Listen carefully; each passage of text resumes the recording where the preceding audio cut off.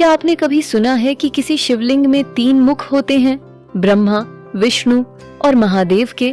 क्या आपने कभी कल्पना की है कि एक ऐसा मंदिर भी हो सकता है जहां हर दिन जल स्रोत का घटते रहना भी शिव की कृपा का चमत्कारी प्रमाण माना जाता हो?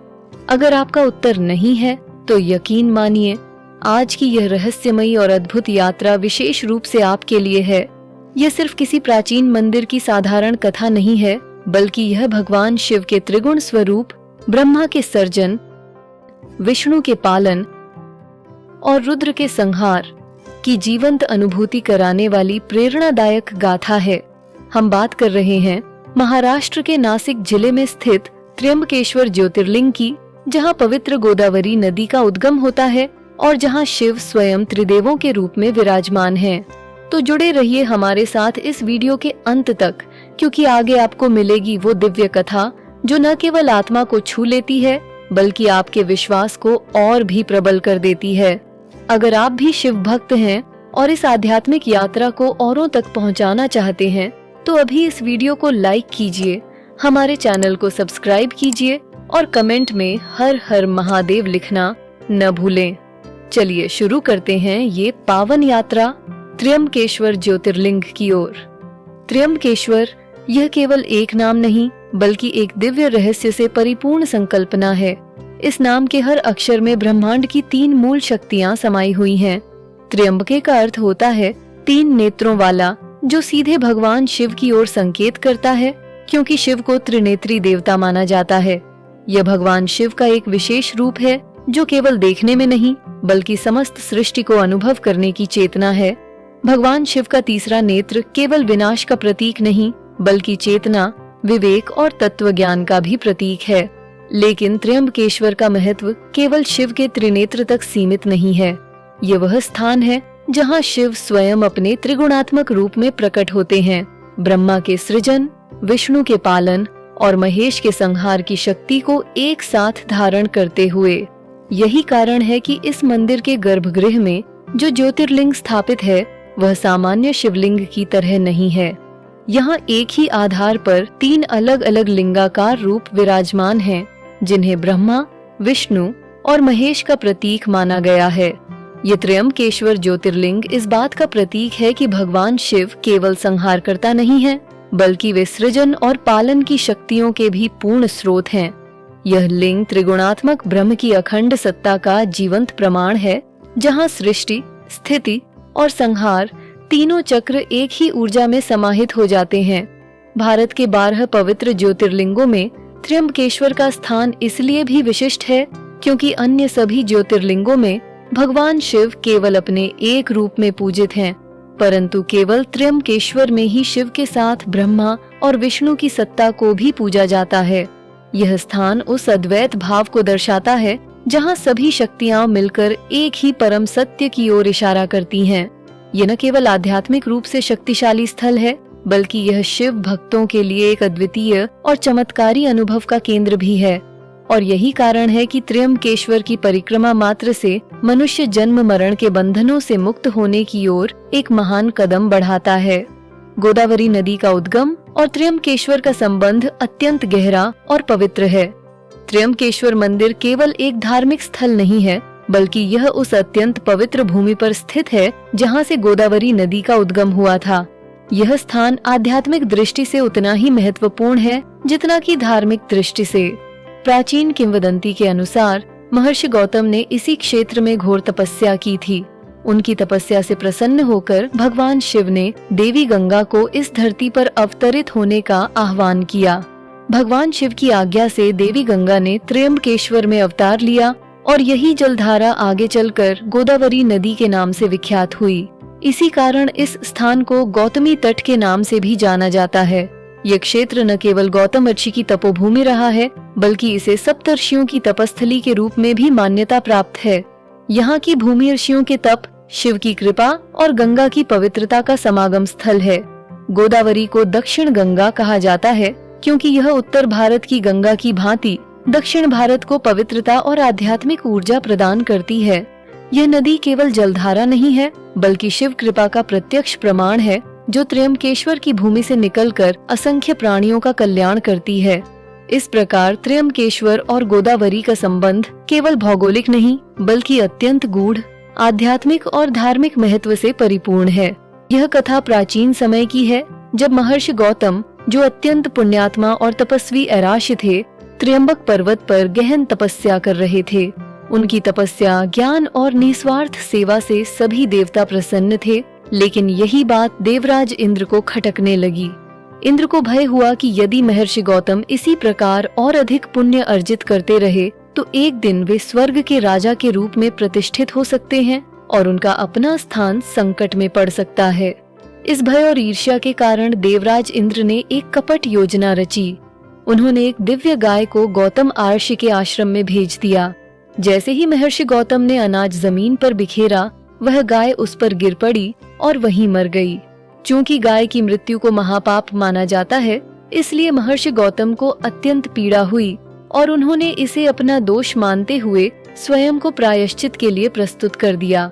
गौतम ऋषि ने अपने इस प्रायश्चित को पूर्ण करने के लिए भगवान शिव की घोर तपस्या आरंभ की। उन्होंने भगवान शिव से प्रार्थना की कि वे माता गंगा को धरती पर लाने की कृपा करें, जिससे वे गंगा स्नान द्वारा अपने पाप का शुद्धिकरण कर सकें। भगवान शिव उनकी भक्ति और तपस्या से अत्यंत प्रसन्न हुए। उन्होंने माता गंगा को आदेश दिया कि वे धरती पर अवतरित होकर महर्षि गौतम की सेवा में उतरें। भगवान शिव के आदेश पर देवी गंगा ने इस पवित्र भूमि पर अवतार लिया और इसी घटना से गोदावरी नदी का प्राकट्य हुआ। यह नदी वही गंगा है जो आज दक्षिण भारत में गोदावरी के नाम से पूजित होती है। इस अद्भुत चमत्कार को देखकर समस्त देवताओं ने भगवान शिव से विनती की कि वे इस पवित्र स्थल पर सदा सर्वदा के लिए विराजमान रहें, ताकि यह भूमि सदा के लिए धर्म, तप और पुण्य का केंद्र बनी रहे। देवताओं की प्रार्थना स्वीकार करते हुए भगवान शिव ने त्र्यंबकेश्वर ज्योतिर्लिंग के रूप में स्वयं को वहां प्रतिष्ठित किया। तब से यह स्थान न केवल शिव भक्तों के लिए विशेष बन गया, बल्कि गोदावरी उद्गम, आर्ष तपस्या और ईश्वरीय कृपा का संगम स्थल भी बन गया। त्र्यंबकेश्वर मंदिर की वास्तुकला और उसकी अनोखी विशेषताएं इसे भारत के सबसे विशेष धार्मिक स्थलों में से एक बनाती हैं। इस भव्य मंदिर का निर्माण 18वीं शताब्दी में मराठा साम्राज्य के शक्तिशाली पेशवा बालाजी बाजीराव द्वारा करवाया गया था। यह मंदिर पूरी तरह से काले पत्थरों से निर्मित है और इसकी संरचना में नागर शैली की पारंपरिक भारतीय स्थापत्य कला की झलक स्पष्ट रूप से दिखाई देती है। मंदिर की नक्काशी, शिल्प और कलात्मकता उस समय की वास्तुशिल्प प्रतिभा का जीवंत उदाहरण है। मंदिर के गर्भगृह में स्थित शिवलिंग अन्य ज्योतिर्लिंगों से भिन्न है। यहाँ विराजमान लिंग 3 मुखों वाला है, जिसे ब्रह्मा, विष्णु और महेश तीनों देवताओं का प्रतीक माना गया है। इस त्रिमुखी लिंग को शुद्ध चांदी की जलहरी से ढका गया है, जो इसकी दिव्यता और पवित्रता को और भी अधिक उभारती है। यहाँ हर सोमवार, महाशिवरात्रि और श्रावण मास के दौरान विशेष पूजा और अभिषेक का आयोजन होता है, जिसमें हजारों श्रद्धालु भाग लेते हैं। इन अवसरों पर मंदिर में एक अलौकिक ऊर्जा और भक्ति का अद्वितीय वातावरण अनुभव किया जा सकता है। इस मंदिर से जुड़ी एक रहस्यमयी और अद्भुत बात यह है कि यहाँ का शिवलिंग धीरे धीरे क्षीण हो रहा है, अर्थात उसका आकार समय के साथ छोटा होता जा रहा है। यह घटना साधारण नहीं मानी जाती। इसे भविष्य में आने वाले संभावित संकटों का संकेत माना जाता है और इसे एक दिव्य चेतावनी की तरह देखा जाता है। इस रहस्य को जानकर कई श्रद्धालु यहाँ विशेष साधना करते हैं, ताकि वे भगवान शिव की विशेष कृपा प्राप्त कर सकें और जीवन की कठिनाइयों से उबर सकें। त्र्यंबकेश्वर मंदिर केवल एक स्थापत्य चमत्कार ही नहीं, बल्कि श्रद्धा, रहस्य और ईश्वरीय ऊर्जा का अद्वितीय संगम स्थल है। त्र्यंबकेश्वर में होने वाले प्रमुख पर्व और रीतियां इस स्थान की धार्मिक गरिमा को और भी विशेष बनाती हैं। यहाँ हर 12 वर्षों में महाकुंभ मेला आयोजित किया जाता है, जो उस समय होता है जब बृहस्पति ग्रह सिंह राशि में प्रवेश करता है। यह भारत का एकमात्र ऐसा कुंभ स्थल है जहाँ कुंभ पर्व नदी के उद्गम स्थान पर मनाया जाता है, जो इसे अत्यंत पवित्र बनाता है।